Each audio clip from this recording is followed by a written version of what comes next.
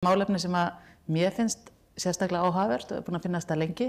Stofnaði samtök sem heita Vakandi 2013 til að reyna að ýta undir umræðuna og vitundavakningu þetta vandamál í heiminum sem að matarsóunin Og ég hef nú fundið fyrir því á þessum rúmum 10 árum sem ég hef verið að stúsa í því, þá hafa fjölmiðlar tekið við sér mjög vel, sem frábært, en tölur sýna samt ekkert sérstaklega að við höfum dregið mikið úr því, sem líka mjög sérkennilegt. Þar sem ég kem og og mér finnst allir vera að spá í þessu og pæla í þessu og enginn vill henda mat, hvar sem maður kemur niður þá það enginn með það langar engum að henda mat, en það einhvern veginn eins og okkur takist ekki samt að draga úr matarsóun. Getur verið vani eða, ég átta mig ekki alveg á því hvað það en við ætlum að ræða það hér í dag, bæði við hér, Sólveig Ólafsdóttir, doktor, Margrét Sigfúsdóttir, fyrrverandi skólastjóri Hússtjórnarskólans og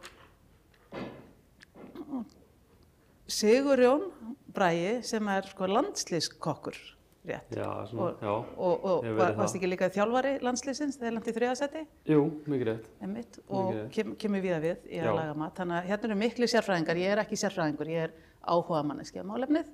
Sigurjón listakokkur í Flóruveisluþjónustu sem að sér konfeisturnar í Hannesar. Já, þetta úrvalsliðið. Mafían, já. Já, þetta mafían. Já. En svo ættum við að fá ykkur salinn með okkur í að reyna að finna út af hverju okkur tekst þetta ekki að draga úr matarsóun, sem út af því að þegar ég fór allavega af stað í þessa vegferð, þá fannst mér þetta augljóst að þetta væri bara mjög einfalt vandamál til að leysa. Ef allir myndu bara taka þetta til sín, þá væri þetta eitthvað sem væri bara hægt að leysa. En heldur betur kom það mér óvart að það greinilega flóknara en svo og því meira sem maður pælir í því einhvern veginn flóknara verður vandamálið. Þetta kemur græðgi og peningar og annað inn. En kannski ef þú byrjar, Sólveig, að kynna þig svolítið og segja okkur frá þér. Já, ég er sagnfræðingur og sem sagt svona ungur vísindamaður á gammalsaldri. Nýdoktor, þetta svolítið fyndið, þetta svona brogað, náttúrulega eins og margt í kringum mig, tíminn vill aldrei tengja sig almennilega við mig. En þetta málefni hefur alltaf verið, íslensk matarsaga og matarmenning hefur alltaf verið í svona eins og mest áhugamál mitt, þó að mínar rannsóknir snúast fátækt og fatlað fólk í fortíðinni, en auðvitað matur kemur alls staðar við. En áður en að ég ætla að fara að segja ykkur svona, það sem ég held að maður geti tekið úr fortíðinni til að skilja í raun og veru vandamál samtímans, þá ætla ég að segja ykkur í raun og veru 2 sögur. Önnur frá 2008. Og það var þannig að ég var beðin að vera framkvæmdastjóri sýningar mat og matarmenningu í Reykjavík í 100 ár. Reykvíska eldhúsið, matur og mannlífi í 100 ár og þetta var félagasamtök, matursaga menning sem voru svolítið svona turbosamtök á þessum tíma. Og þetta var svona þegar maður sníkti pening hjá fjármálanefnd Alþingis með því að fara og gefa þeim heimagerða gæsa pepperónipulsu og eitthvað svoleiðis. Og svona, þú veist, maður hreinlega bara mútaði og fekk pening í staðinn og það voru svona hjartans kaupmenn sem gátu líka svona aðeins slaka peningum í þetta. Þannig að þetta varð í raun og veru bara töluvert stór og umfangsmikil pródúksjón, því að við þurftum hreinlega, ég var með teymi sagnfræðinga og áhugamanna með mér og þurftum í raun og veru að vinna mjög mikla frumheimildavinnu vegna þessa. Það var bara, þú náðir ekki íslenskar matarsögur hillunni, hún ekki til. Og eitt af því sem við gerðum var það að það var Guðmundur Jónsson, prófessor í sagnfræði, sem hjálpaði mér með það að í raun og veru reikna út meðalneyslu 4 manna fjölskyldu aldamóta árið 1900 og svo aftur 4 manna fjölskyldu aldamóta árið 2000 upp úr hagskýrslum. Og vitum svo hugmyndum kom þegar við vorum komið með þetta, þetta væri ekki nógu sýnilegt. Þannig að við ekki gera svona eins og þið hafið gert hér, að gera þetta sýnilegt. Og þá var náttúrulega góður á dýr. Það var ekki mikið mál að safna þeim hlutum saman sem þurfti að taka mynd af fyrir meðalneyslu 4 manna fjölskyldu aldamóta árið 1900, mann á þessi bara í einhvern mjólkurbrúsa, svolítinn harðfisk, rúgbrauð og eitthvað svona dótari og þetta var bara lítið og komst fyrir á einhverju svona einhver fallegur borðhorni og við vorum með mjög góða myndatökumenn og sérfræðinga en það sko þegar að koma því að mynda eða tína til það sem var meðalneysla 4 manna fjölskyldu aldamóta árið 2000 þá í raun og veru bara urðu málin mjög flókin og ég var svo heppin að eiga kaupmennina í Melabúðinni sem vini mína og ég fékk þá til þess að leyfa mér að fara og tína það til sem þurfti að vera sko, því þetta var alveg niður í kókflösku og allt þetta sko, og svo þurftum við aðeins að svindla á einhverjum svona merkjum, mjólkurfernan hafði aðeins breyst á þessum 8 árum og eitthvað pínlítið svoleiðis en þetta á endanum gekk og myndirnar eru mjög sláandi. Þetta sem að 4 manna fjölskyldan borðaði og ég veit fyrir víst að allur skammtur var borðaður. Það fór ekkert í rusli þar. En svo velti maður því fyrir sér sko, af því að þetta var byggt á hagtölum og þá var fólk hreinlega spurt hvað borðaðu eru. Og þá kemur líka þetta að þú segir kannski ekki frá 3. súkkulaðistykkinu eða 4. kókglasinu, þannig að þú veist þetta var svona svolítið kannski. En þetta í raun og veru var til þess að vekja svona athygli mína á þessu máli og sérstaklega þegar þeir kaupmennirnir í Melabúðinni báðu mig í vandræðum sínum að vera fulltrúi þeirra á ráðstefnu sem Norræna ráðherranefndin hélt í Norræna húsinu 2018, 10 árum seinna, að þá matarsóun, því það var í raun og veru fyrsta svona sem að þetta var gert svolítið að einmitt svona stöndi og þá ætlaði ég sko að tók ég að mér fyrir þeirra hönd að vera svona eins og fulltrúi smákaupmanna. Ég gat alveg sett mig í það hlutverk, ég náttúrulega búin að versla í Melabúðinni í 150 ár. En við fórum einmitt að velta þessu fyrir mér, ég hafði einhvern tíma skrifað umhverfisstefnu fyrir Melabúðina bara til að stríða þeim og var alltaf að reyna að fá það til þess að breyta umbúðum og dótari og allt það. En ég fekk að fylgjast með einmitt í kringum undirbúningu á þessari ráðstefnu hvar matarsóunin var í versluninni, hvar matarsóunin var svo hjá byrgjunum og svo framvegis. Og þetta varð í raun og veru svolítið til þess að maður fór virkilega að velta þessum hlutum fyrir sér. Það sem að gerðist svo á þessari ráðstefnu var það að ég sett á eftir aðalskvísunni og þið með síman einhvers þar hjá ykkur.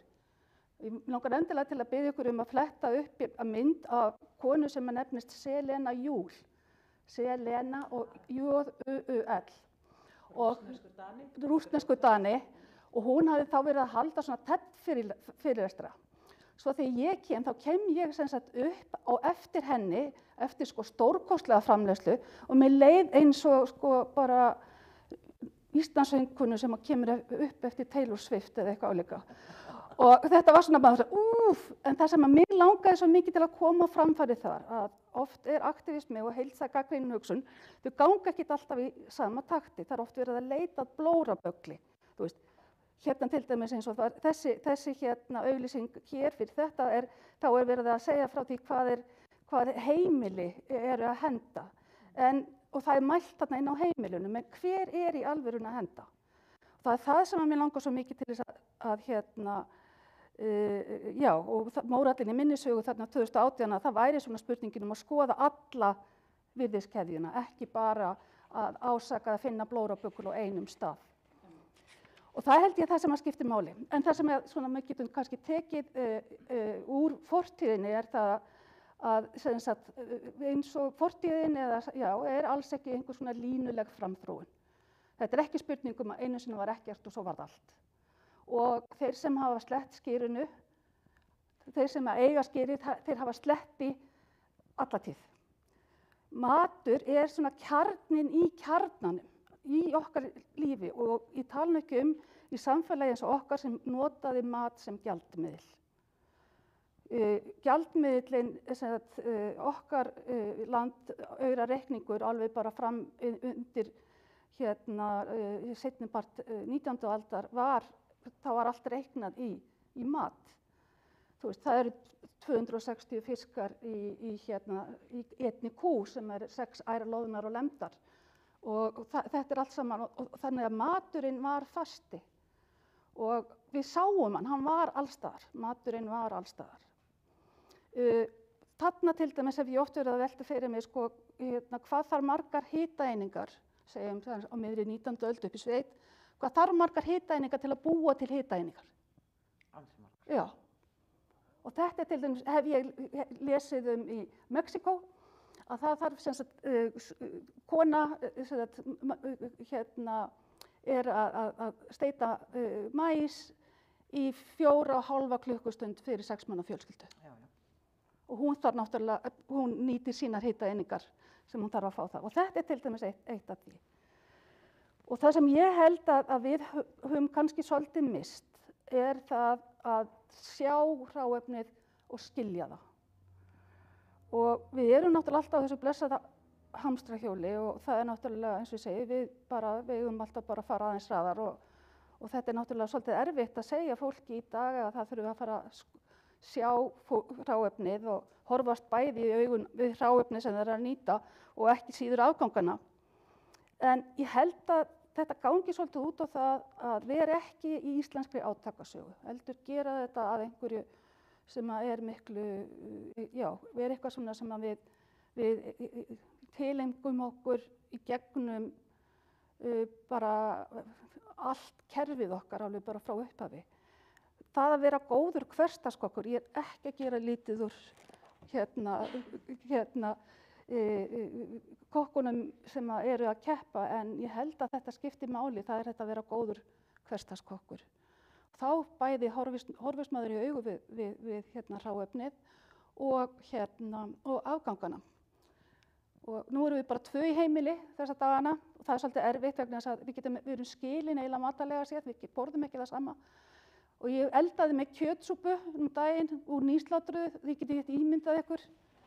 Þú veist hvað þetta yndislegt og æðislegt og ég sit uppi með pottinn og ég borða hann á morgnana, ég borða hann í hádeginu og borða hann í kvöldinu og ætla að gera það þannig að potturinn búinn. Takk fyrir. Er þú sammála því, Margrét, að maður þurfa að vera góður hversdagskokkur? Það nú fáir. Við verðum að vera góður hversdagskokkar. Ef það gengur þetta aldrei ekki upp. Með heimili, ég segi eins og hún verður 2 heimili. Á morgun verður aðgangar, sen í gær og í fyrradag. Og þetta bara nýskap og það gerist ekkert. Þetta bara nýskap. Og við ætlum að borða steikta fiski síðan á mánudaginn og buffið sen í gær. Svo spila ég kannski egg ef ég voða góð. Og svo náttúrulega alltaf salat, ferskt salat með. En það rosaleg, maður að fylgjast með hjá ungu fólki og fólki, það svo mikil sóun inn á heimilinu. Við ráðum illa við það sem í búðinni og hjá byrgjónum.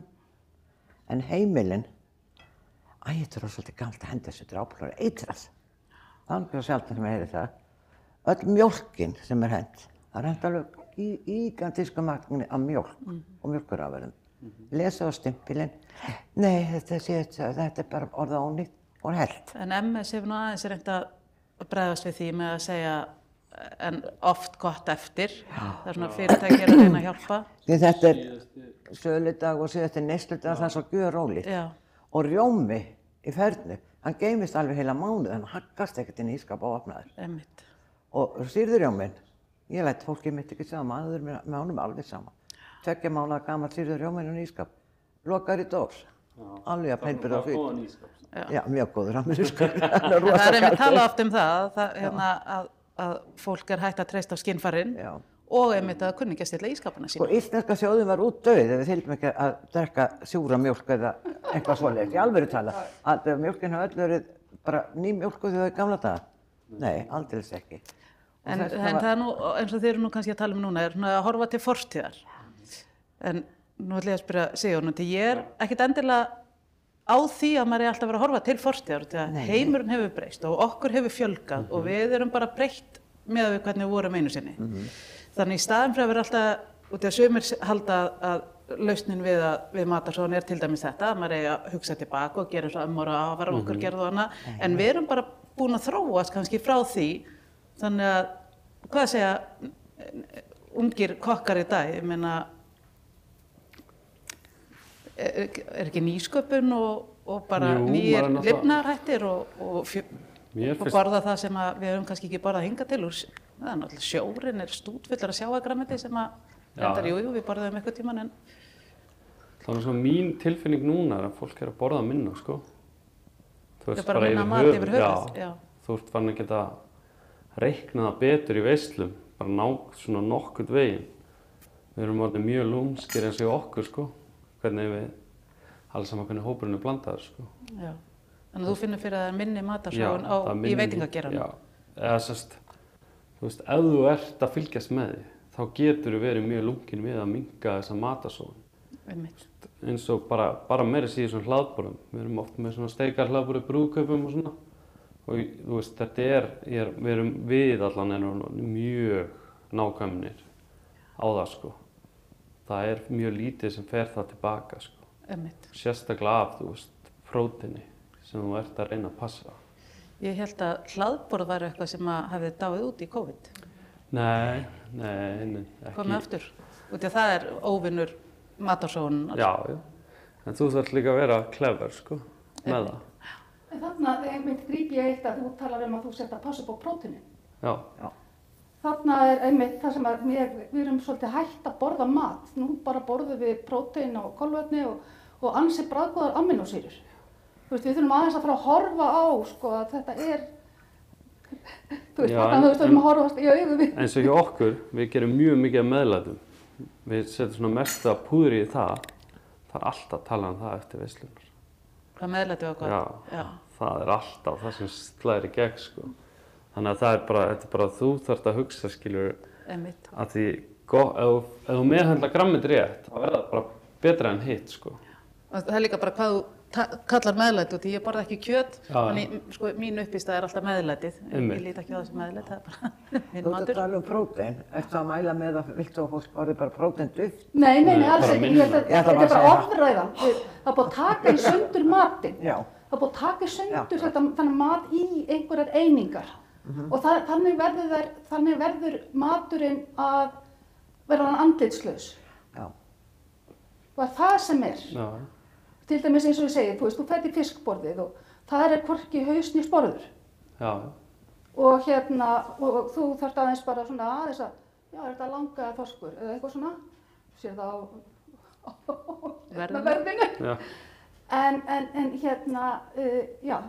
það maturinn er orðið svo andlitslaus og ég held að það sé líka svolítið sem við þurfum að horfa á. Við þurfum að vita hvað við erum með. Það er náttúrulega erfitt samt að afgreiða mat ef þú væri alltaf flakan fyrir framan fólkið, sko. Drottinn veit ég, það gengir sér Nei, þetta er meira bara svona, enda þú veist, við vitum alveg hvað gerist við beinagarðana og þetta fer bara í kollab. Þannig að fólk getur verið að borða fisk og drekka svo beinagarðin bara með. Sem er frábært, sem er nýsköpun. Sem er nýting og nýsköpun. Rosaleg nýting. Hvernig eru þið, það er gaman að fá salinn líka með okkur aðeins í þetta. Þið verður væntanlega vör við aukna umræðu matarsóun. En hafið þið fundið fyrir að þið hafið dregið úr henni sjálf?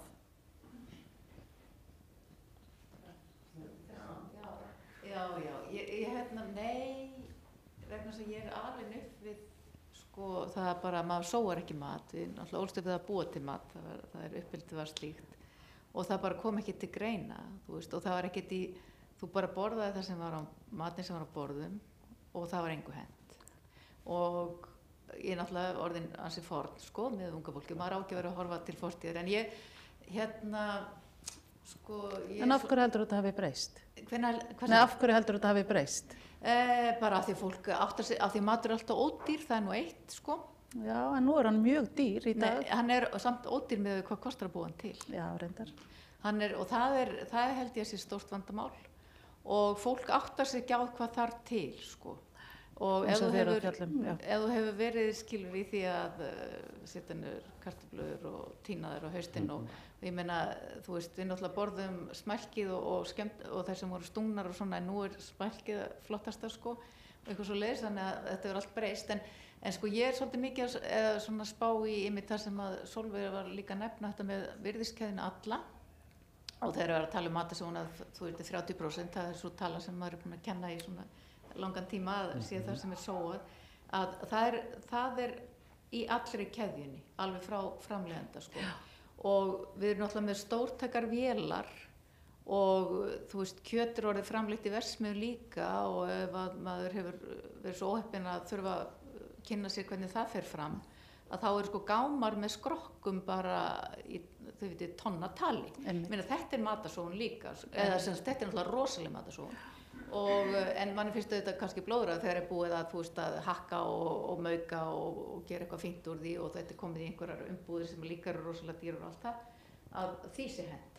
Þetta held ég breytingi. Svo líka eitt þetta með pakningarnar í búðunum, það held ég skiptir miklu máli af því að hérna ég finn það eftir ég bý svona annars slagið á stað þar sem bara maturverslun á neðri hæðinni og þá sko bara sóar maður eiginlega engu en þú kaupir bara það svona þarft.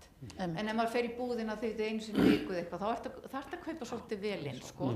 Svo lendir maður í því að það kannski, þú veist, fyrirgefðu þó, ég sé líka upp á að drekka það sem er ekki alveg glænýtt og eitthvað, að þá, þú veist, er það alveg svolítið leiðilegt kannski, þú veist, það sem er í stóru pakningunni sko. Þannig að það er bara, ég held að það sé svo margt sem spilar inn í, en ég held að það sé mjög mikilvægt að öll virðiskeðjan sé tekin með í spilið og það þurfa allir framleiðendur og jafnt sem neytendur að huga því hvernig þú ferð með það og það þarf að fara vel með alveg frá upphafi. En það er ekki hægt með einhverja mega verksmiðju, hvort sem það er grænmeti eða... Nei, og vandamáli er ofta að byrgjarnir setja verðið á neytendur, þannig að þú veist að hvatinn þeirra er svo... Já, sjálfsögð. Það er svo, lítill. Til dæmis bara að það er, já, við erum í vinskap við fólki sem á Friðheima, Helenu og Knút og við erum búin að fylgjast með þeim bara frá því að þau bara komu sér fyrir á Friðheimum. Algjörlega frábært. Og þar byrja þau á því að ætla að sem sagt, bara koma annars flokks og þriðja flokks tómatunum í einhvers konar sirkulasjón og byrja á tómatsúpunni sem enda á því að þeir þurfa að stækka gróðurhúsin vegna tómatsúpunar, en ekki öfugt. Og þetta er náttúrulega alveg frábært að fylgjast með þessu. Og náttúrulega fyrir utan allt sem að náttúrulega við bara bæst á þennan þennan stað sem að ber svo allavega nafn með rentu. Í fyrsta skipti sem við ætluðum að heimsækja þá myndum við ekki alveg eftir því hvað staðurinn hét, þau voru nýbúin að kaupa, þannig við leituðum að himnaríki út allt í Reykholti. Þetta er bara við. Já, það er nú það sko. Það er yndislegur staður. Dásamlegur. Það er gaman að koma. Já. Það er yndislegt. En það var eitt sem þú sagðist að tala í sambandi að fara til búð. Það var að fylgjast með fólki sem er að versla einu sinni í viku. Alveg gigantískt magn sem það kaupir. Og maður huglar að það er aldrei að nota þetta allt. Nei. Það veit hvað fjölskyldan er stór. Og ég finnst miklu betur eftir maður var svona bara 2 í heimili og fara allavega bara annað hvern dag út í búð. Fyrir utan að það er svo gaman. Maður hittir svo margar sem maður þekkir. Það er alveg Það verður svona félagslegur hérna. Já, það er nefnilega það líka. En vandamál á Íslandi er að þetta er búið til eins og amerískt útkverfasystem sem að við erum ekki. Þannig að það vantar, eins og þú nefndir melabúðina, vantar fleiri kaupmenn sem þú getur gengið heim með pokann, fundið fyrir þyngdinni. Já, og þetta með sko að kaupa, þú veist, 127 grömm eða eitthvað í staðinn fyrir, þú veist, og vita nákvæmlega að það fyrir ekkert spillist á. Nei. Já. Ég kaupa hann okkur 400 þegar maður verður 4 heima, eða 3, og hann verður í kíló, af því við hafa með einn einstaklega bara það svo mikið. Aldrei ágangur. Það var gott. En þetta er náttúrulega alveg rétt því að sko, þetta er svo stór hluti af menningunni. Það að fara út í búð er líka hluti af þessu og líka bara eins og ég segja, horfa á það sem við erum að kaupa. Ég held, sko, og þarna af því, þá verð ég alveg rosalega sakstöð. Þegar ég fyrir að hugsa þetta fá matinn sendan heim, það líka dregur aðeins út úr þessari tilfinningu hvað þú ert að kaupa. Þú veist, hvorki tekur þetta úr hillunni, mér ber þetta heim til þín. Nei, þú ert kannski að kaupa alltaf það sama, þá er þetta nú alveg sniðugt líka, þetta dregur úr sko bílum og umferð og þá ert ekki að freistast út af því að það er náttúrulega stóra vandamálið með verslanir, er að þeir eru alltaf að reyna að láta þau kaupa eitthvað sem að þið vantar ekki og þú veist ekki hvernig það sé til Og það má ekki gleyma því að þessar stóru verslanir þær skila milljörðum í hagnað á hverju einasta ári. Þannig að sko ég veit að þær reyna að sýna ábyrgð og draga úr matarsóun og öðru en það er margt loðið þarna við verslanir. Ég meina það er engin starfsmenn eiginlega lengur í verslunum, samt hækka vöruverðið. Maður gerir allt sjálfur í verslunum og þetta er mjög sérkennileg þróun og aldrei lækkar hagnaðurinn. Ég held líka bara að fólk sé ofta elda of mikið á kvöldin. Þú veist, þú átt ekki, þú veist, nú er ég með 5 manna fjölskyldu og 1 úrling, sko. Maður, þú veist, það er oft eiginlega ekkert eftir, þú veist, mjög lítið eftir. Maður bara minnkar aðeins. Já, þú ert skólagengin í því, háskólagráði í. Maður bara passa sig, skilur, að því, þú veist, eins og bara það er erfitt oft að koma afgöngum út. Heldur þetta hafi kannski eitthvað að gera með að sko mataruppskriftir eru yfirleitt miðað við 4 og þannig að þú veist ef þú ætlar að fara sko helminga eða tvöfalda eða að þá er þetta bara kannski orðið eitthvað orðið flókið og þá getur kannski verið að því yfirleitt að byggjast uppskriftir upp á einhverju einingu. Það er einhver eining sem að ég meina það er hvort sem að það er smjörið eða eggin eða hvað sem er að þá er það einingin sem að þú bara skalar upp eða skalar niður. Til dæmis stórkostlegasta uppskrifta blaði sem ég kem stundum í það er Australian Women's Weekly uppskriftablaðið. Af því þar eru allt gefið upp í 3 aukastöðum. 3 aukastöðum. Já, svo getur það verið talandi fortíðarþrána að það er nú ekki langt síðan að 17 sortir í kristinhaldandi jökli var og við erum svo vön því að það þurfa að vera nóg. Það er svo hallarislegt ef allt klárast. Já, og hver ætlar að taka síðustu frammi. Hver ætlar að taka síðustu kökusneiðina? Já, það er auðvitað að þú vilt vera grand á því og það er náttúrulega hefur fylgt okkur alla tíð. Og það er af því að sko ég var einmitt að vinna handritsgerð fyrir Matarsögu Íslands sem er sjónvarpsþáttur sem verður sýnd vonandi bráðlega.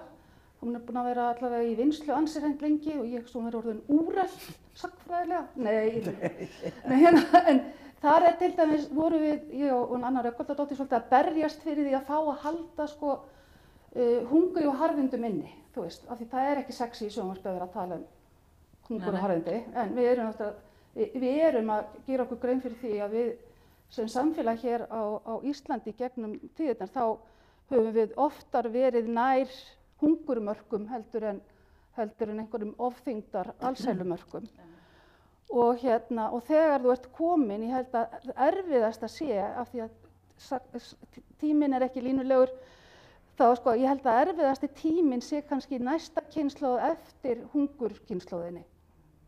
Af því að þá ertu komin, þú hefur kannski einhver efni á einhverju og þú ætlar ekki að láta fjölskylduna þína og þína afkomendur lenda í því sem þú og þínir foreldrar lendi sjálfir. Og þetta er náttúrulega til dæmis eins og stórkostlegasta saga sem ég veit það er í Gullleiðinni þegar að frystikistan kemur og það mátti aldrei sjást borð á frystikistunni, þá var alltaf þurft að baka í hana. En ég held í fram að vísu að frystikistan eða tilkoma frystikistan hafi kanaliserað neðanjarðarhagkerfið í vatnu því að þegar þú ert á þessum tíma, kannski í byrjun 8. áratugarins og frystikistan kemur, og þá getur þau allt í einu komið skrokknum frá frænda í sveitinni sem að þú ert flutt úr fyrir í þessu, eða fisknum frá frænda við sjávarsand. Þannig að við vorum að gefa, matur heldur áfram að vera þessi undirgjaldmiðill inn í þessu frændsemiskerfi. Salvör, hvert fóru kartöflurnar á miðnætti? Það fóru í okkur, þessi fóru en svo var það sett að það heitir núna farm to school. Það var merkilegt og beint frá bíli og allt þetta. Við sendið alla skólan í Borgarfirðinum og verslanum. Já. En ég hugsaði að einhverjir frændur og frængur hefur kannski fengið póka. Já, en það var svo bara það var svo ágætt að fólk væri að rækta sjálf. Já, þetta var gefið og rammabarinn var gefið. Til dæmis eins og það bara það til dæmis bara til skamms tíma þá var ekki hægt að hafa fiskbúð hvorki á Akranesi og ég held ekki og Varla í Reykjavík. Nei, þar aðalega málið var það þetta var eitthvað sem var bara inni í fjölskyldunni. Þannig að það var bara akkurat að fara að kaupa eitthvað sem hangis og húninum heima hjá á morgun. Svo gett beint á bátunum og... Já, ég meina allt það, sko. En þetta aftur eitthvað sem náttúrulega búið. Þetta ekki, við getum ekki fara aftur í þetta. Ég er ekki svo vissum að það sé alveg búið. Nei, þetta er ekki mainstream lengur. Nei. En svo fáir sem eru í búskap og þá eru sjónum. Já, og það fer náttúrulega bara í eitthvað kerfi. Mér finnst alltaf jafn fyndið, sko, fiskurinn sem forfeður mín í langferðratali voru að veiða á útnesjum ferð með okkur núna í fluginu til Evrópu á morgnana, svo kallaði flugfiskur. Hann er veiddur, þú veist, kannski tæpum hálfum sólarhring fyrr og svo er hann bara á trekki í kargói. Hvað er vinsælasti fiskurinn til dæmis hjá þér í dag? Er það þorskur ennþá? Já, við notum þorsk náttúrulega mikið en svona uppáhaldsfiskurinn minn er lúða, skötusillur. Það er svona það sem ég leiti í, sko. Og þetta er allt sem þú getur fengið? Náttúrulega getur ekki eiginlega fengið lúðuna, þannig séð. Er hún öll send úr landi? Nei, það var náttúrulega bara bannað að veiða hana, sko. Já. Það kemur bara sem veiðafli. Já, stundum náttúrulega slýsast það samt með. Einmitt. En þá er það skötusillur, náttúrulega, reynum að nota það sem mest. En það er bara, eins og með það er orðið mjög dýr vara. Sá fiskur, lúða og skötusillur, það er bara orðið mjög dýrt. Svo skötusellin var hent þegar ég byrjaði að búa um 70 og við mann og maður mig kom með skötusell heim. Við horfðum alltaf skrimsli, stöndum við, barnið fór að gráta, þetta var bara agalegt og svo var hann verkaður og svo djúptekti hann. Ó, það var svo góður. Veistu hvað hann er kallaður? Nei. Hann er kallaður Ljón hafsins. Það er alveg yndislegur. Hann hefur borðað svartfugl. Já, hann er rosalegur, Svo setur hann táknana upp, sko. Já, þetta er hafinu. Kjaft mikið. Svo koma það niður og hann tekur á. Ég man eftir því þegar það veiddist skötusellur í sveitinni heima, á útnesjum, að þá voru okkur krökkunum í raun og veru bara smala saman til að farið upp í fiskhús til að skoða þetta. Skoða þetta ægilega skrimsli. En sérð þú eitthvað á Íslandi í dag sem er ekki nýtt sem væri hægt að nýta? Eins og þeir að segja að skötuselur var nú ekki langt síðan hann var byrjaðar að vera matvara og svo í dag er hann orðinn það dýr og þannig er hann eftirsóttur. Nei, ekki beint, sko. Við erum náttúrulega mjög duglega að nýta sem mest, sko. Já, sjáum fangið. Já, við erum með það, sko. Já. Og þú veist, veitingastæður hafa alveg verið að nota gellur og allt þetta. Endur það er rosalega góðar. Kinnar eru geggjaðar, til dæmis. Mjúkur og fýtt fiskur. Já, rosalega gott. Þannig að við erum að nota þetta, skilur. Það er alveg. Við höfum til dæmis Rúnari Marvisinni mikið að þakka í sambandi við það að koma fiskinum inn á veitingastæði til þess að geta flutta hann aftur út inn á heimilið. Já. Þegar heimilið notar þetta náttúrulega ef þið fengur þá notar heimilið þetta. Já, já. En hver haldið að lausnin sé þá? Nú erum við með þetta vandamál sem við erum að tala en það virðist ekki vera... Ég held þetta er mest að minnka aðeins innkaupin. Maður er gefnum hvað er keypt inn. Maður situr uppi með mat sem er keypt fyrir viku síðan. Allt er lónlegt inn í ískap ef það áður síðast snúð. Ef fólk er að gera vikumatsela og svona, það er bara að byrja að opna ískapinn og frystinn, sko. Já. Þú veist, kíkja þar og byrja að taka út, sko. Og líka það að passa að nota það sem er alveg komin að síðasta séns. Að frysta það, útbúið frystir. Og merkja það. Og merkja það. Þegar horfum á þessu, hvað er þetta? Það blendi ekki eins og ég tók út neitastekina og það var hrár blómur. Það var ekkert gaman. Af því að mest er ekki alveg sem þetta þekkit alltaf. Þetta þekkti ég það ekkert. Já, bara sem er mjólk, ég menna hún getur búið til ost. Athugasemdir úr sal? Það er spurningar hérna á netinu. Já. Fólk sem fylgjast með í streymi. Það eru nokkrar spurningar sem eru hérna bara svona tölfræðilegar. Já. Og þá er einn til dæmis hvar er sóað mest mat? Og ég held að það sé í frumframleiðslu en heimilin eru næststærsti þátturinn. Umhverfisstofnun gerði rannsókn á þessu. Enda var svolítið dræm þáttaka í því. En þeir halda samt þeirra að fengja nú raunhafa mynd En þetta er eins og þið voru að tala um hann, þetta er svolítið eins og séð og heyrt. Það les enginn séð og heyrt ef þú spyrð hann, en það vita samt allir hvað var í blaðinu. Og matarsóun er alltaf svolítið falið, fólk skammar sín fyrir þetta, þannig að aftur er erfitt að fá réttar tölur út þegar fólk lýgur til gera það, sko. Og eða lígur, fyrir Færa sannleika. Já, bara hliðra þessu þannig að þú veist þetta lítið, að þú getur allavega. Og byrgjar gera það og veitingahúsin gera það út af því að, og það hefur alltaf verið kannski helsta vandamáli við þetta. Við náum ekki alveg bara að opna augun og svona. Kannski þá helst að Sorpa koma með nýjar tölur út af... Nú geta þeir gert það, já. Svo önnur spurning hversu miklu mat hendir hver Íslendingur sirka að meðaltali í hverju mánuði. Ég man bara tölfræðina 30 kíló. Já, á ári. Já. Það er sirka 30 kíló ári. Á mann. Af nýtanlegum mat. Af nýtanlegum mat. Og inni því er ekki vökvi og það er sko alla landsmenn, líka þá sem er sko ekki að kaupa sér mat eða sem er eins árs til dæmis. Það getur farið alveg upp í 90 kíló á mann. En já, svo eru spurningar sem ég get ekki svarað, en kannski fyrir salinn og panelinn. Helga spyr, hvernig system er hægt að útbúa fyrir matarleifar frá kjörbúðum, veitingastöðum og mötuneytum? Þetta er mikið sem þú hefur verið að gera, Rakel, ekki satt. Og svo spyr hún, þegar þið voru að tala um menntun, hvaða hlutverki gegnir menntun í því að draga úr matarsóun og hvernig mætti bæta hana? Já, ég get allavega sko, ég hef haft áhuga á þessu lengi og Selín og Júl sem þú talar áðan, danska rockstjarnan, erum góða vinkonur. Og við tókum átak ég man ekki hvernig það var, 2015 eitthvað að koma doggy bag, sem þetta svolítið á koppin að það væri ekki vandræðalegt eða merkjum að þú væri fátækur eða eitthvað hallærislegt að biðja að fá að taka matinn með sér heim að veitingastað. Því að lengi vel þá þótti það bara mjög svona, ekki smart, bara mjög halló. Þannig við reyndum þetta og hún fór aðeins lengra með þetta í Danmörku, það var svolítið erfitt að fá fjöldan með sér hérna á Íslandi, en við vildum að það væri merkt bara með limmiða á veitingastöðum sem að biðu upp á þetta eins og ná bara að þetta væri hipp og cool að gera þetta. Ég held að það reyndar alveg hafi tekist ágætlega út, því að það bjóða allir upp á þetta í dag og okkar var svona spjall við veitingamennina var það að þér yrði boðið þetta, þú þurftir ekki að biðja um þetta. Þannig að þegar þú varst að fara að borga, sást að þú varst að klára matinn, það var sagt við þig, má ekki bjóða þér að taka þetta með þér heim.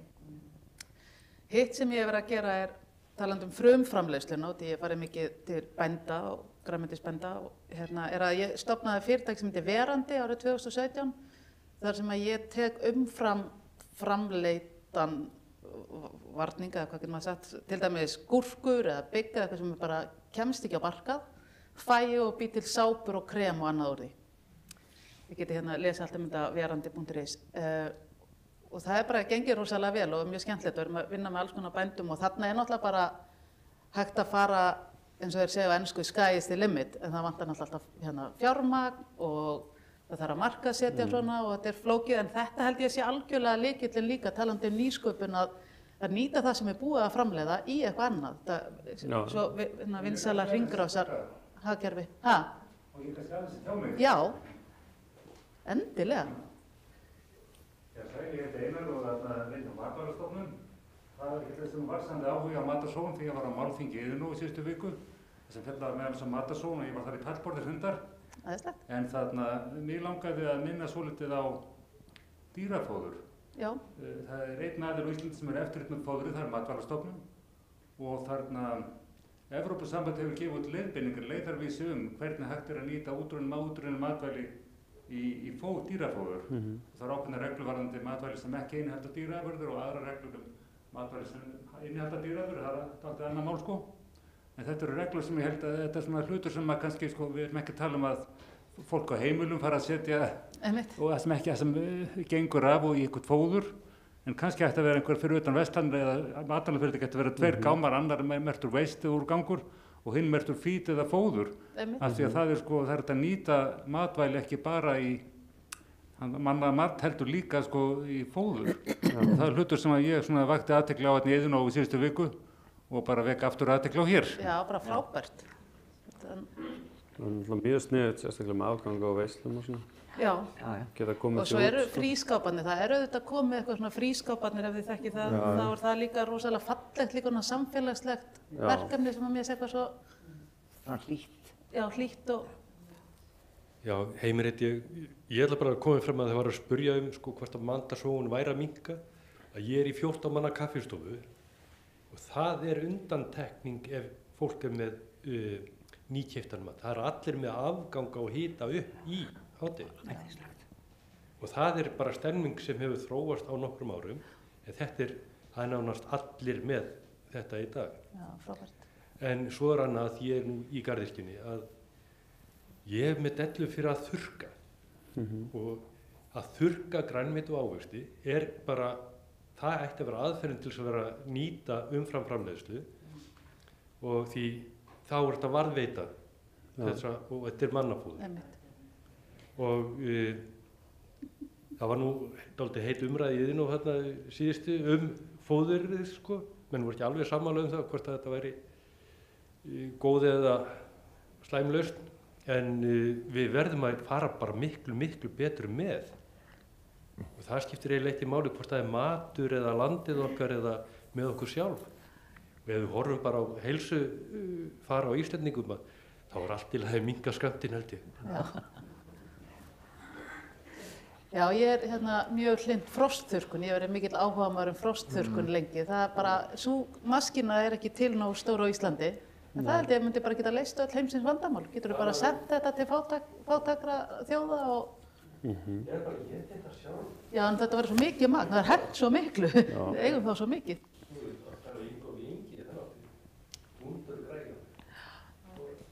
Mér langaði svolítið að spyrja, ég nú bara forvitin, hvort að spyrja kokkinn, hvort að matseðill til dæmis hafi eitthvað breyst hjá fólki sem að plana veislur, kannski brúðgæsveislur eða afmælisveislur, hvort að kjöt hafi minnkað, nautakjöt, svínakjöt, eitthvað slíkt.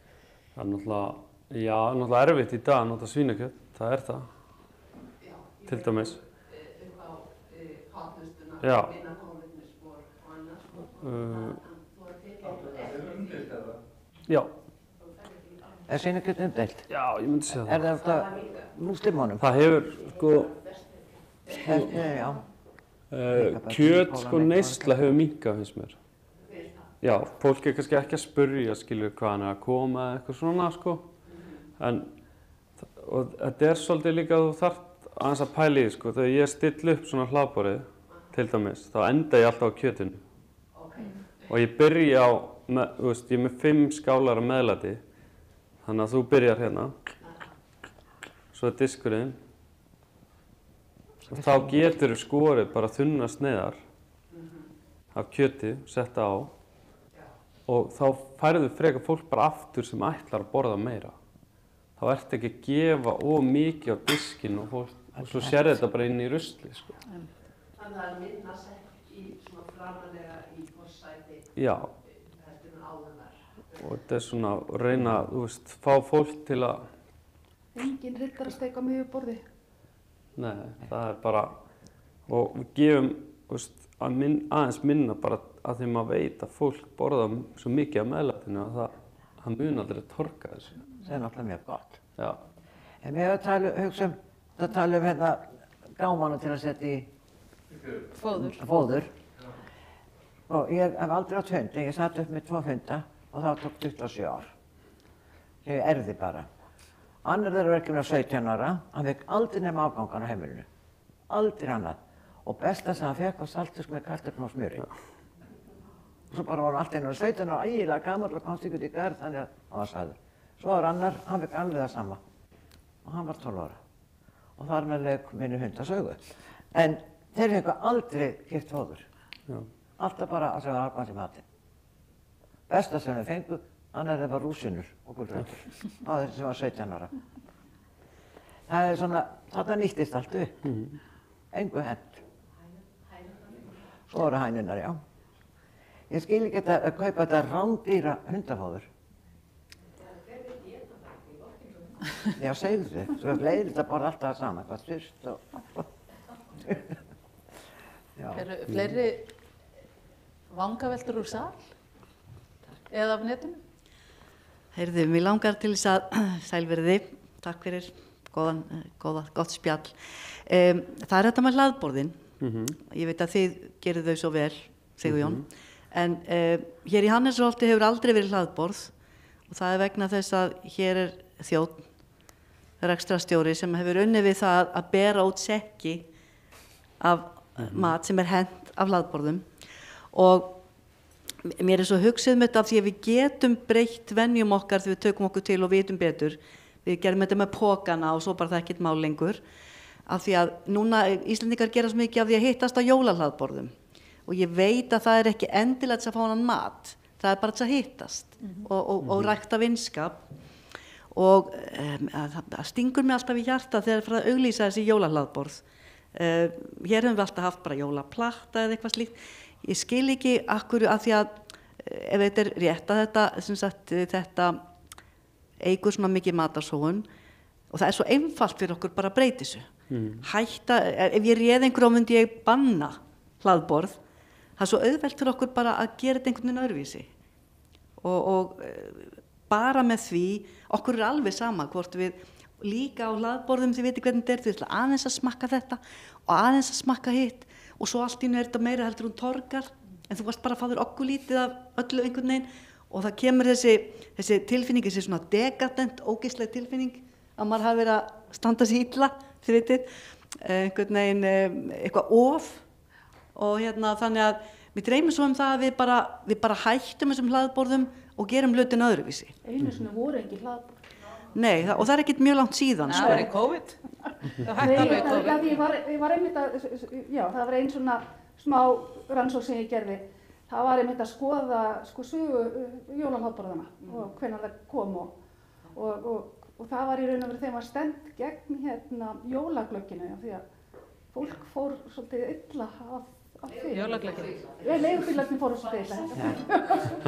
Og þá var þetta einhvern veginn næsta, þú veist, það þurfti í raun og veru eitthvað annað átak til þess að breyta þessari óöld. Og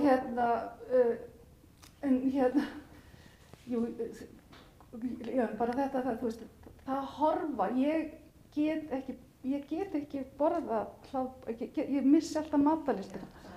Og ég get ekki, þú veist, ég stend fram fyrir því að ég bara get ekki farið í veislur það sem upp á hlaðborð.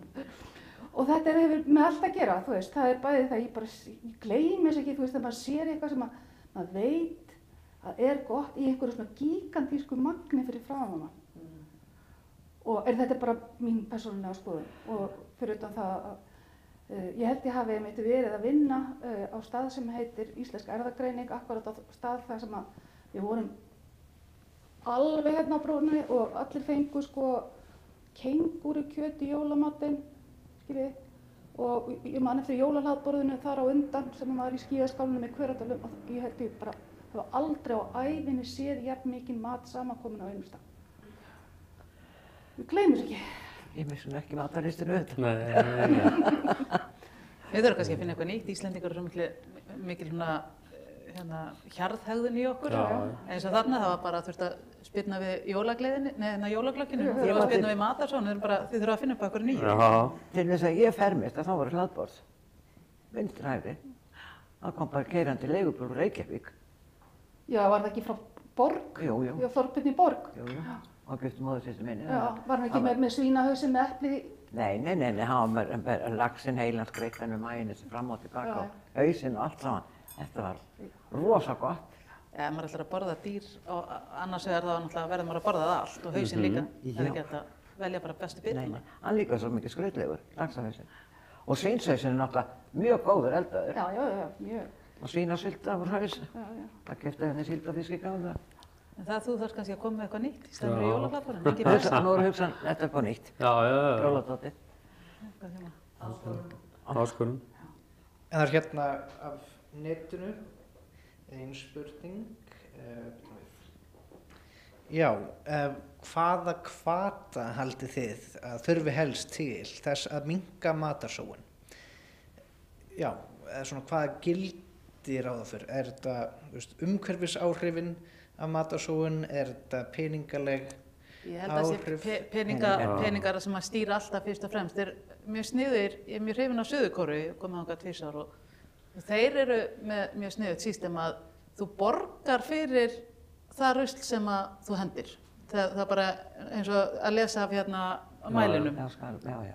Þannig að það reyna allir að draga úr því að henda lífrænum út af því að þú bara, því meira sem er í tunnunni, því meira borgarum. Það hefur mér alltaf þótt svolítið sniðugt system. Það er bara ansið sniðugt. Já.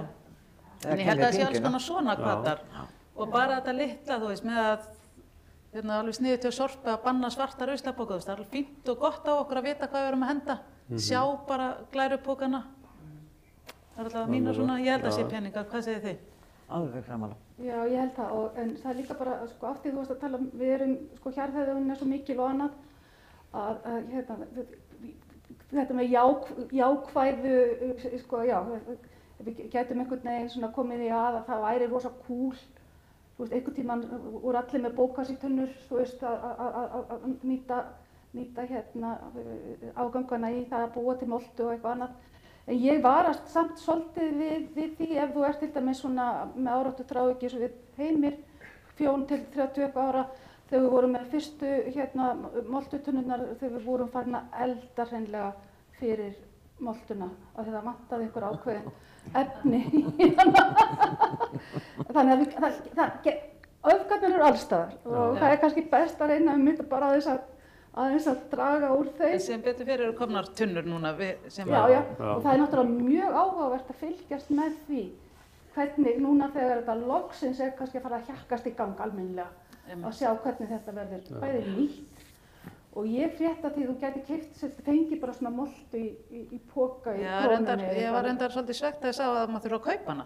Ég var að vonast til að þetta yrði svona samfélagslega eitthvað fallegt að maður fengi hana bara gefins fyrir... Það er einhvers staðar moltugjör og fengi bara... Nei, það væri bara í pokum en þú mættir taka þetta með þér heim. Þetta er skrítið með marga byrgja eins og maður hefur heyrt, eins og bara þegar bjór renn út og svona. Já. Það er dýrar að gefa hann heldur en að farga hann. Það er náttúrulega margt í löggjöfinni sem er líka sérkennilegt. Þá þarf að borga áfengisgjaldið.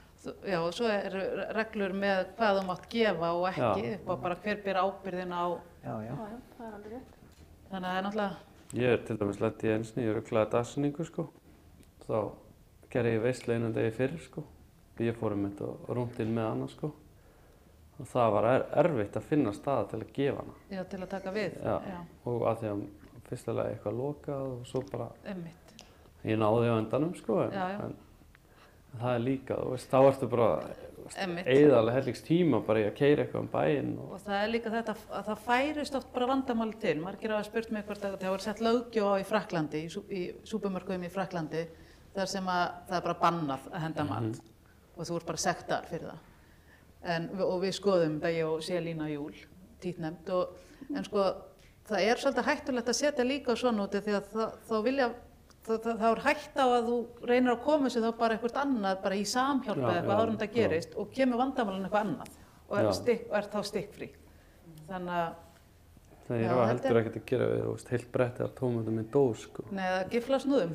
Hjálpræðsirinn er alltaf með mörg brett af giflasnúðum. Það var kannski eitthvað að í keðjunni, frekar. Það er einn spurning hérna sem tengist kannski menntun. Já, við glemdum að taka hana á. Þáttaka menntun spilar í að sporta gegn matarsóun og þá hvernig er hægt að peppa upp á leyfarnar. Er eitthvað svona góð almenn ráð annað en bara heitið upp í örbulgaflinu? Allt gott með sojasósu. Það er náttúrulega eftir hvaða mat að ræða. Það skiptir svolítið máli.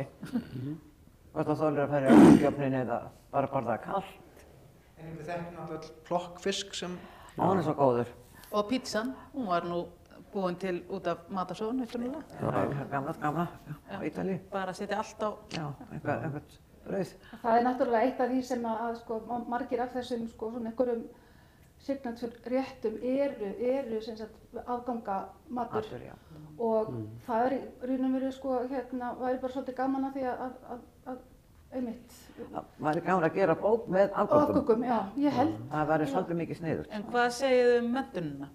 Ég nefnilega hliðholl því að það væri svolítið sniðugt og ég hefði viljað fá bara kokka og grænmetisbændur og annað inn í skólana til að, inn í grunnskólana. Og það er búið að draga til hússtjórnarfræðslunni, það draga mjög mikið saman. Einmitt. Mjög mikið. Þetta er að taka til hinn áttina. Það er að miðla til nemenda og kenna og eins og ég reyndi við ykkur áðan þegar ég kom hérna eggin sem allir eru að henda, að þau fljóti í vatni, þau eru ekki ónýtt, þau eru bara mjög fín. Maður notar hálsaskömmin egg, búin að vera í ískáp. Já, ég meina það er síðasti söludagur á Hunangi. Já, og salti. Já, líka góðsumar. Ég með menntun, ég er náttúrulega kannski, ég er í tímabundnu verkefni upp á menntavísindasviði og núna, og það er náttúrulega löng saga og ég ætla ekkert að fara út í hana hér nema af því að ég hef svo mikinn áhuga á matarmenningu og þessu að þá fór ég og bara dunda mig við það að lesa kennsluskrána gagnvart sem sagt hérna útstjórnarmat, já, og sem er, og áherslan hún er öll á að þetta sé hluti af heilsueflingu.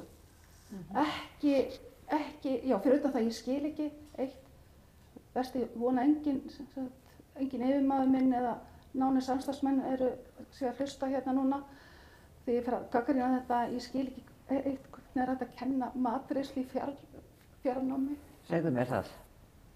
Þetta var kennarnemar voru í svona lögðu og þetta elda heim og sína myndaði, hvernig látið Petri mér elda það. Já, en bara þetta þessi tilhugsun að það sé að þú getur verið í matreiðslu í fjarnámi. Bara hefst ekki. Þetta er náttúrulega bara að En er það ekki bara eins og sjónvarpskokkar? Já, ég meina það, já. En þarna sé ég að það áherslan það segir bara svolítið líka að deildin sem að matreiðslan eða þessi hluti námsins á menntavísindasviði kallið sko deild íþrótta og heilsueflingar. Og þú veist, þannig að, þú veist, erum við þá ekki bara komin í prótendrykkina? Svolítið mikið. Er það ekki til þannig að, sko, að þú talaði heilbrigðu, að lýðheilsan, hún hlýtur að tengjast þessu svo mikið ef að lýðheilsan í jákvæð, að þá hlýtur fólk að hugsa meira matinn og ekki henda og borða eitthvað þá. Kannski aðeins að hoppa á hamstrahjólinu sem við erum öll á. Svona, sko. Mér finnst svona, nú er ég bara að tala svona sjálf mig kringum mig, mér finnst svona þessum, til dæmis ungt fólk sem hefur meira áhuga fyrir að vera svona heilbrigt og í íþróttum og það talar meira matinn og mér finnst það miklu skynsamlegra heldur en kannski ég og mitt lið hefur talað hann. Og mér finnst það alveg jákvætt. Og að það tengir svolítið saman. Já, villugötum. En ég er svolítið hrædd sko, ælast fordómarnir út mér þegar ég hef verið í Bandaríkjunum og þá finnst mér alltaf svo rosalega skrítið að fólk sest ekki niður til að borða. Þú veist, ég meina, á þessu stað, ég veit að það eru til staðir, nú er ég að alhæfa þeim, en þú veist, þetta með að borða morgunmatinn á gangi og allt þetta og þetta er náttúrulega mér finnst þetta bara að vera virðingarleysi gagnvart þeirri næringu sem við erum að taka inn allavega setjast ekki niður og njóta hana með að við erum að því annað er það, þú veist já, þetta með aftur að þú sért bara þú ert komin á þannig stað að þú ert mjög fókuseraður á heilsufar og allt það og ert að hámarka einmitt þessa einingu á matnum á móti einhverju annari þá ertu búin að taka matinn í sundur og ég held að það sé alltaf svolítið hættulegt. Mjög svo. Já, takk aftur öll fyrir góð innlegg bæði panelina frábæri úr salunum líka. En hérna, mér langar aðeins að taka, þú kveiktir á þessu með að unga fólk að tala prótein og að drekka kollab, skilur þau, sem alltaf, það er gott að þau átti sig á því að þetta er nauðsynlegt fyrir þau. En ég er svolítið á línu Sólveigar, kannski að því ég er svo gömul, að mér finnst sko að, þú veist, maður bara nagaði sviðalappir og þurfti ekki að drekka það og kaupa það í Átós sko til að fá kollagen. Og þú veist, það er ekki, þú veist, maður myndi ekki tala það sko, að maður þurfi svo mikið af því. Ég held að það sé svolítið Sko við þurfum að tala um mat sem einmitt, það er auðvitað allt í lagi að taka hans undur í kaloríur og efni, innihald og allt það, en það þarf að vera einhver balans í því, alveg eins og maður, auðvitað þurfum við sem að nennum því ekki, að við þurfum líka að hugsa um það, sko, ekki bara hugsa um matinn, og þetta tengist líka framleiðendum. Að það er stundum, sko, ég hef aðeins tekið viðtal við ýmsa bændur úr öllum starfsgreinum, viðtöl, og það var einn viðmælandi sem sagði við mig, það er slatt af fólki sem er í þessari framleiðslu sem er ekki að framleiða mat. Þau eru að framleiða bara vörur, skilur, þau hugsa ekki um þessi mat. Og ég var svo að þetta sló mig rosalega, ég var svo alveg svo rækileg fyrir það að þetta væri allt matur og það skiptir rosalega mæli alveg frá því þú ert í heiskapnum og hvernig þetta kemur út úr framvegis. Og fara vel með hvert einasta dropa af mjólk og hvern einastu kartöflu. Hérna ég langar svolítið að hún var að tala hvað ungt fólk er meðvitað hvað er að borða allt þetta. Það verður náttúrulega líka að kunna til verka. Það verður líka að kunna að elda matinn og gera. Og fyrir utan það að ungt fólk í dag er að borða allt of mikið prótín. Allt of mikið. Og þetta er það sem að næringafræðingar hafa mótmælt svo mikið. Því það þykir stór skammtur að borða 1 gramm á prótíni fyrir hver kíló líkamsþyngdar. Það er hámark. Og það er að borða mörg 100 gramm. Það er hættulegt fyrir nýrun og mjög erfitt. Það er ekki nema þeir sem eru að bara gerast bara einhverjum hryllilega bollupildi, þið veitir svona. Það er eitthvað að fara sýningakontroll. Einhverjum maraþonleik bara. Alla, þeir ná ekki, þeir brenna ekki allar prótín, þeir brenna fyrst hitinni og svo er prótínni. En þetta er svolítið umhugsunarvert og það er að horfa á þetta því ég er fyrir ræktina mjög oft og allt fólki sem er að kaupa sér þessa prótíndrykki. Sko 1-2 glös sko að tilbúnum sem setti auka prótín og allt saman. Og það var já. Og maður hittir þetta dag eftir dag og ár eftir ár og ég sé ekkert meira vöðva. Ég er bara gömul kettling. Ég tekið þetta bara við kálsöldi sem að maður blanda þetta og svona duft. Já. Það er ekki gerst Þetta er bara svona.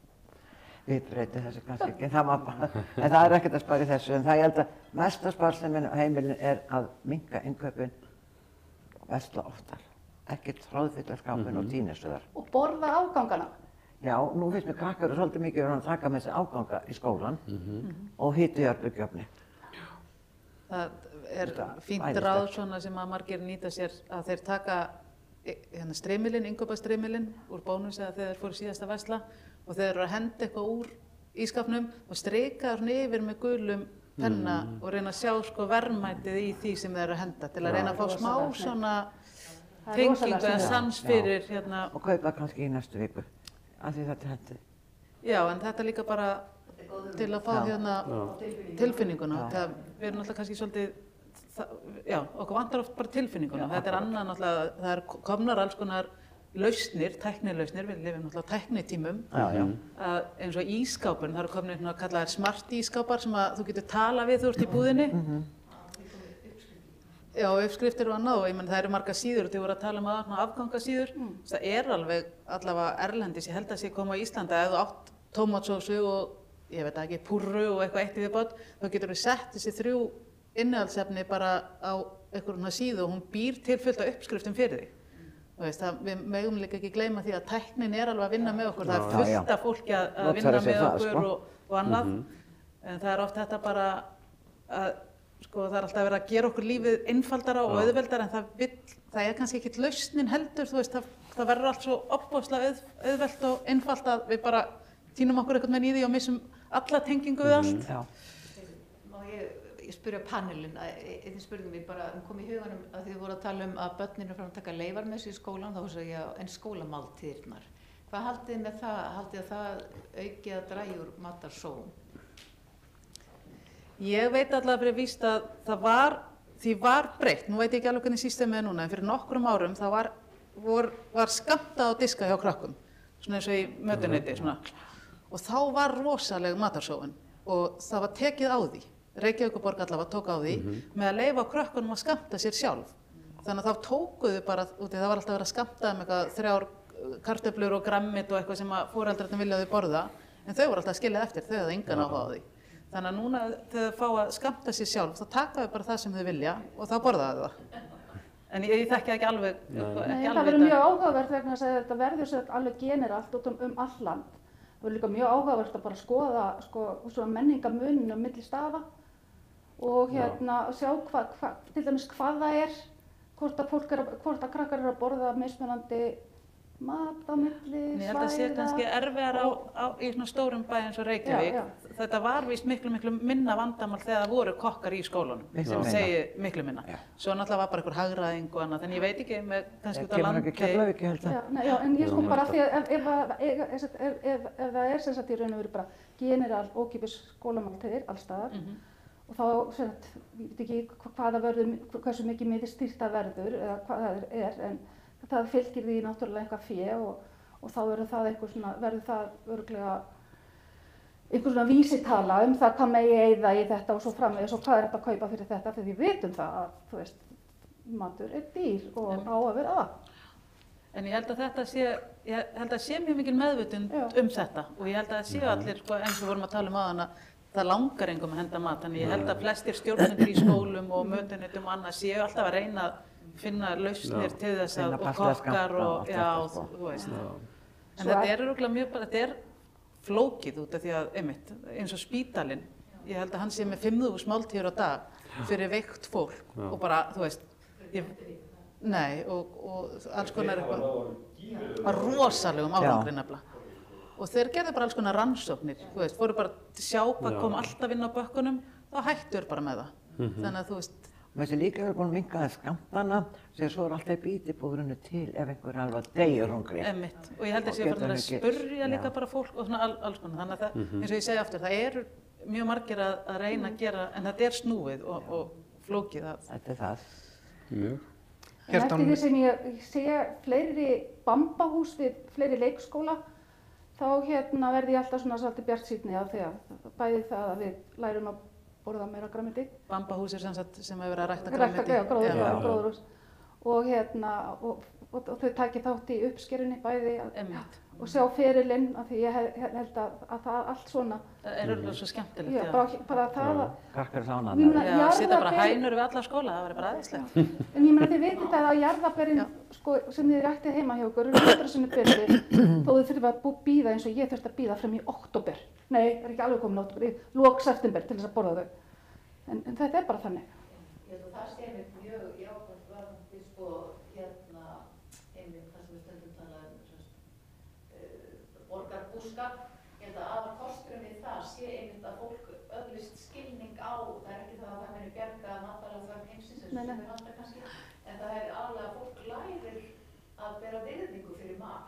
Það er svo mikil og hvernig hann er búin til og hvað tekur. Fylgjast með ferlinu. Og þetta er við leikskólum og það er líka orðið við heimili aldraðara. Já, það er svona gróðurkassar. Þetta reyndar, má ég skjótinni, ég vona að það er einn sem er týræðsam sem ekki hlusta.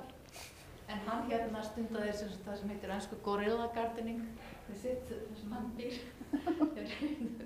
við húsnæði aldraðara og setti niður kartöflur í blómabyggðunum og þær fóru að dásta þessu konurnar, þetta væri svo fallegt, það gotur nú ekki komið fyrir sér hvaða blóm þetta var en þetta væri mjög fallegt, þannig að ég sé þetta áður. En svo árið síðar þá var svo var hann sakaður þetta því hann var gamall kartöflubóndi en hann harðneitaði alltaf, það getur ekki, nei, okkur dettur ykkur það í hug en svo fóru þær að taka þetta upp haustið þegar það var augljóst hvað þetta var.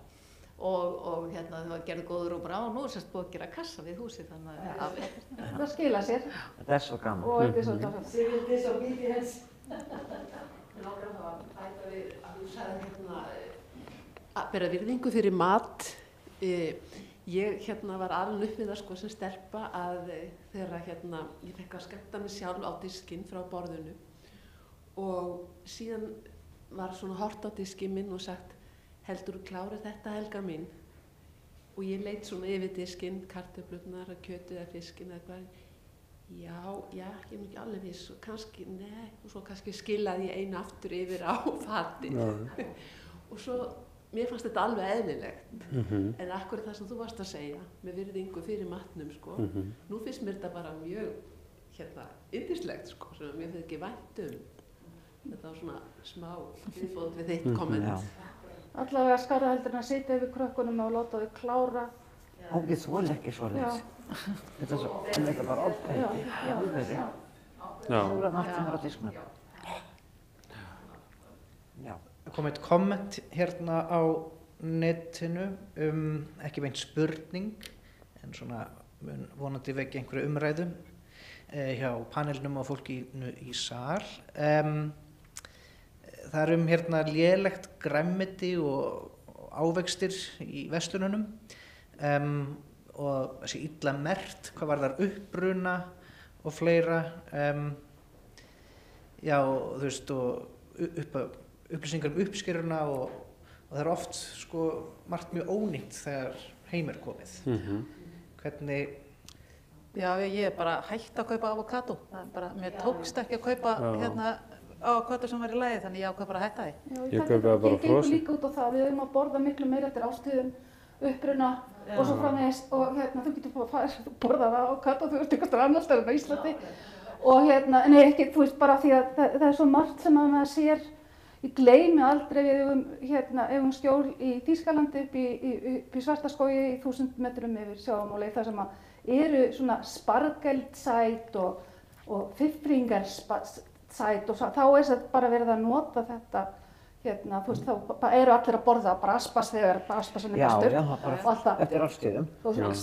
Verðum við einu sinni bara vitna því þegar 4 svona stúdentskalla standa rétt fyrir jól í súpermarkaðnum uppáhaldsbúðunum mín í heiminum og og það hafði verið fluttur einn aspas frá Suður Afríku einhvers staðar eitthvað svona og þeir stóðu þarna yfir og hneykslaðust og ætlaði bara að fara að fylgjast með hvort það væri einhver af þeirra samlöndum sem myndi einhvern tíma að fara að kaupa þetta.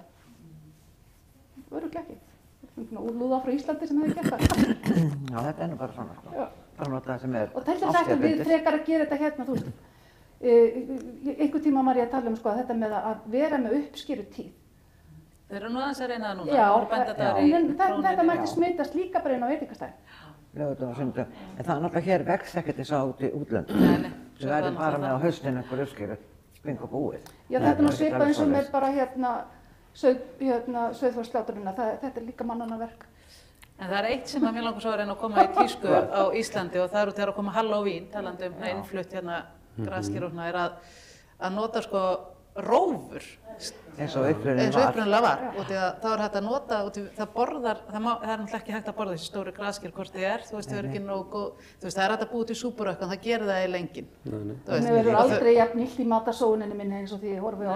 Sko í fyrra voru flutt inn 70.000 tonn af graskerum til þess að skera út í og þó að það sé hægt að búa til eitthvað úr þessum graskerum það eru þau eru ræktuð eiginlega bara stór sko, þú veist, kjötið í þeim er eiginlega ekki þannig að það er ekki ætlast til þess að þú borðar það.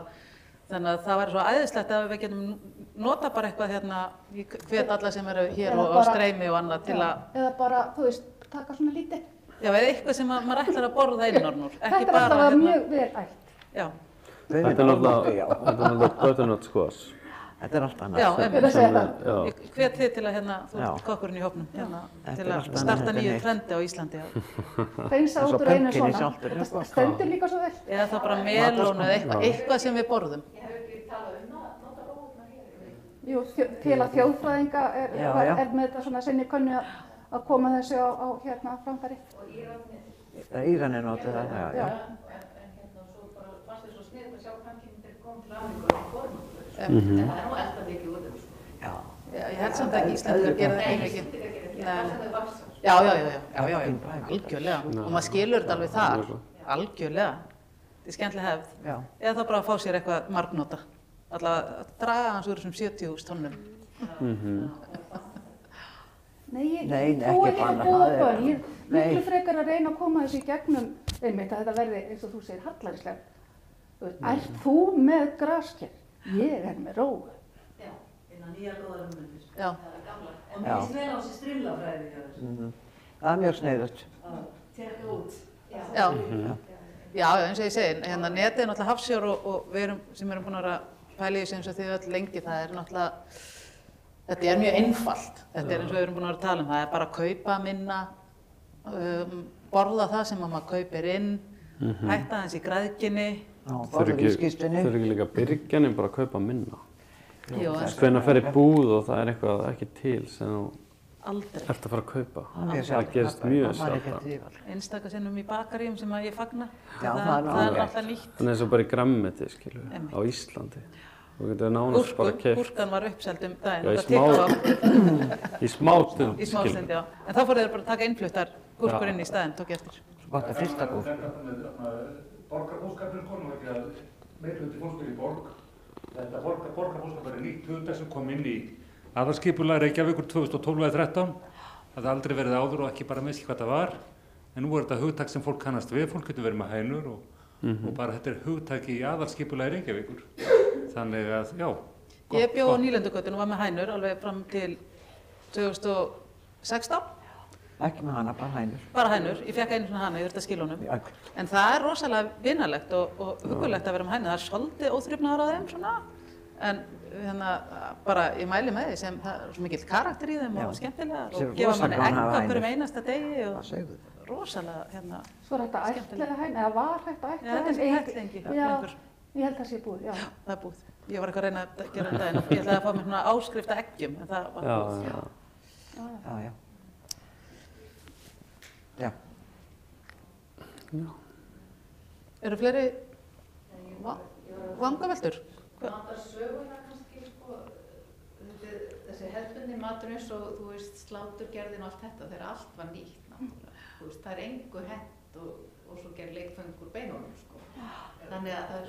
En það er kannski líka hvernig talandi þróunina eins og slátur sem að mörgum finnst gott og lifrarpylsa. Svo var ég í Frakklandi og það er bara einn flottasti, ég kann nú ekki segja hvað heitir, flottasti réttur þeirra, er einhver sláturpulsa og bara fínustu restauröntum.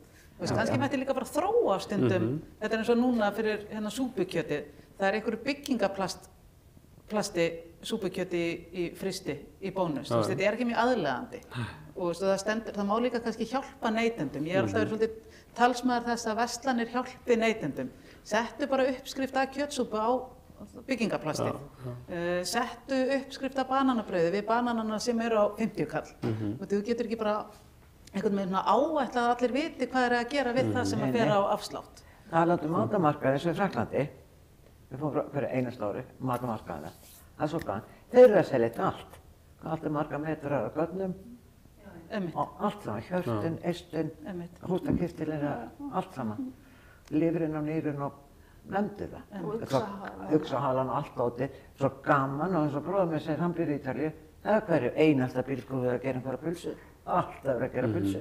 Ég get alveg trú að unga kynslóð myndi alveg vilja nýta þetta ef þau kynna að gera það. Það þurfa að kunna það. Já, og þessi, þetta er náttúrulega tapast og það er líka að tala svolítið um það að bara eftir að mæður fóru á vinnumarkaðinn, þú veist, það bara var enginn heima lengur til að kenna endilega eins og það var í gamla þetta, krakkarnir ólust bara upp eða mamma var alltaf heima að elda. Svo tóku sjónvarpskokkarnir við, Jamie Oliver og Gordon Ramsay og allir þeir og fóru að kenna okkur að elda og þeir voru yfirleitt sponsoraðar af verslunum eða einhverjum, þannig að það var alltaf sett svolítið mikið af hráefnum, þannig að maður keypti nú alveg örugglega mikið, þú veist, þannig að þróunin líka hefur orðið til þess að við erum búin að missa kunnáttuna, en ég held að væri nú örugglega alveg hægt að gera þetta aftur. Þetta gerir þetta bara aftur sín, það er til heilmikið af þáttum. Já, það er bara að gera nýtt. Já, gera nýtt. Og það er svo gaman að gera svona og gera úr svo gamla. Og búa til blóðmör og lifrarpylsu og nýta lifrin í eitthvað annað, allt saman. Eins og þau eru búin að tala unga fólki sko hlynnti að borða holla og góða máltíð. Og kalon á vampirnar. Það er einn spurning svolítið tengt þessu, kannski síðasta spurningin. Maður heyrir oft að það eigi að nýta afskurði í að búa til soð, en í rauninni er alltaf mjög lítið sem fellur til og kannski ekki nóg til að búa til soðið. Er það raunhæft að búa til soð úr afskurðum á venjulegu heiminni? Já, ég get alveg sagt hvað við gerum á tveggja manna heimilinu. Af því ég bý til soð, mikil soðkelling og við alltaf verið. Ég frysti afgangana þangað til ég komi nógu mikið til þess að það sé til og þá beinagarðar sem falla til og afskurðargrænmeti og öllu. Og það er fyrsta vers. Fyrst fer það þangað, svo fer það í pottinn og svo fer það í moltutunnuna eða safnveginn eða eitthvað, nema beinin. Ég erði einu sinni safnhaug sem var orðinn ansi gamall og byltunum og fann kjálka, sko, áratuga gamla, kjálka. Þannig að maður veit að beinin þau þurfa lengri tíma og eitthvað annað. En það er nefnilega málið að, þú veist, horfa á afganginn, horfast í augu við það sem þú ert að skera af, enda á gulrótum og allt þetta og bara í poka með það og inn í fristi þangað þú átt orðið ná. Þetta er bara mjög sniðugt, þetta eru svo ljótu bitarnir í kjötinu. Já. Ég fristi það og gerir svo kæfu. Já. Það var soðbox í fristinum. Já, það er svo gott ef að soð. Soð veistu það, ég held að soð sé best. Já. Einanlagað. Já. Einhverjir sem framleiða soð er þetta fyrirtæki sem gerir það? Jú, ég sé það út í, þá er til eitthvað sem heitir svona lambasoð og eitthvað nauta, Beina seiði er alveg að framleiða það núna. Það er ekki mörg fyrirtæki í Íslandi að framleiða soð. Ég meina enda, þetta er sko ekki kjarnorkuvísindi og alveg rosalega nærandi fyrir sál og líkama. Þú veist, að láta þetta malla í 10 litra pottinum og bara finna lyktina og slökkva svo og kveikja svo aftur undir einhver tíma og setja hann út á pall og kveikja svo aftur undir og dása. Maður ánægði með sjálfa sig. Líður svo vel. Svo bara. Ekki komin tíma á smá bara samantekt á öllum þessum ráðum sem við höfum fengið? Jú, ég held að þetta séu einmitt engin geimvísindi. Ég held að það sé samantektin að við höfum bara að nýta betur og deila svona ráðum og halda umræðin alltaf sko gangandi. Við höfum svolítið sofnað á verðunum, ég hef fundið það bara út í, ég er búin að vera lengi í þessu, að það er alltaf, þegar við munum eftir í að tala um þetta og hugsa um þetta og vera meðvitað um þetta, þá erum við meðvitaðari neytendur og þá sóum við minna. Þannig að ég held að það sé kannski bara að minna hvort annað bara reglulega á. Tölum sjálfnar verðið og oftar matar. Já, og bara sóun almennt og bara hvernig heim við viljum búa til og skilja eftir og búi. Ég held að það sé Við stjórnum sóuninu en ekki verðinu. Einmitt, algjörlega. Ég held að það sé samantektin. Stjórnum sóuninu ekki verðinu. Þannig að hættum bara að tala um veðrið og förum aftur í, Þetta að bera virðingu og taka ábyrgð. Já, og eins og ég hef alltaf reynt að tala um, sko, að tala ekki um matarsóun til að neikvætt orð, heldur betri nýtingu matvara. Já, það er miklu betra. Að nýta bara allt betur. Já. Búa til soð. Og búa til soð. Vera með soðbox í fristinum. Það er rosalega gott, sko. Já, það er alltaf leið. Já, hún nota það svo í súpur eða eitthvað hvað sem er. Fristir það í svona klakabox? Eða klakaboka? En hefur ekki bara að þakka fyrir? Jú. Bara gaman að vera með ykkur öllum og ég fagna þessu vel. Þið farið svo vel.